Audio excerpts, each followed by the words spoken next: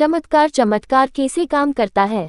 नमस्कार दोस्तों, आप सभी का स्वागत है। आज मैं आपको एक बच्चे की कहानी बताऊंगा। इसका विश्वास था कि उसकी कोई मदद कर सकता है तो सिर्फ वह चमत्कार है, सिर्फ चमत्कार ही उसे बचा सकता है। दोस्तों, ये कहानी एक छोटे बच्चे की है। एक 8 साल का बच्चा अपने माता पिता के साथ रह रहा था। तभी उसके माता पिता ने उसको एक खुशखबरी दी कि बेटा, तुम्हारे बीच में छोटा सा बेबी आने वाला है। तो छोटे बच्चे ने कहा कि मुझे गुड़िया चाहिए जो मेरे साथ खेले।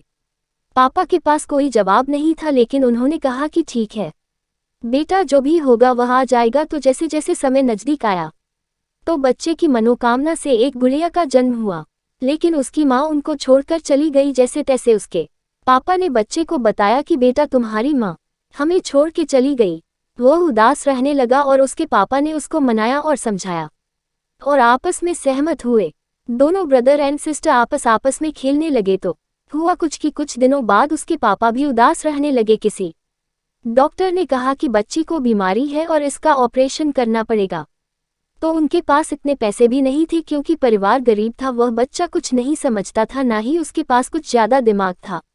उसके पास 100 रुपये थे और उसने अपना गुल्लक तोड़ा और वह मेडिकल की तरफ दौड़ पड़ा। उसने मेडिकल के अंकल से कहा कि अंकल, मुझे चमत्कार वाली दवाई दे दो। तो उससे कहा कि बेटा, चमत्कार वाली कोई दवाई नहीं होती है, घर चले जाए। बगल में बैठा एक आदमी सुन रहा था, तो उसने कहा कि ठीक है, ये बच्चा कह रहा है तो इसकी बात सुनते हैं और एक बार चलते हैं। रास्ते में बच्चे ने कह दिया था कि चमत्कार वाली दवाई इसलिए उसको चाहिए क्योंकि उसके पापा कहते हैं कि अगर तुम्हारी बहन को कोई बचा सकता है तो फिर वह चमत्कार बचा सकता है। तो इसलिए उस आदमी ने उस पर भरोसा किया कि चलिए एक बार घर चलकर देखते हैं। लेकिन उस बच्चे ने जिद की कि आप पैसों को ले लीजिए।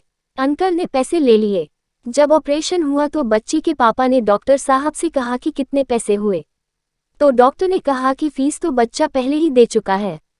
तो दोस्तों, ये कहानी सिखाती है कि आपको जिंदगी में अगर आपको भरोसा है, आप चाहते हो कि कोई चमत्कार आपकी मदद कर सकता है, तो भरोसा रखिए दोस्त, भरोसा रखिए। विश्वास पर दुनिया टिकी हुई है। आशा करता हूँ कि यह कहानी आपको अच्छी लगी होगी। कहानी को पढ़ने के लिए शुक्रिया।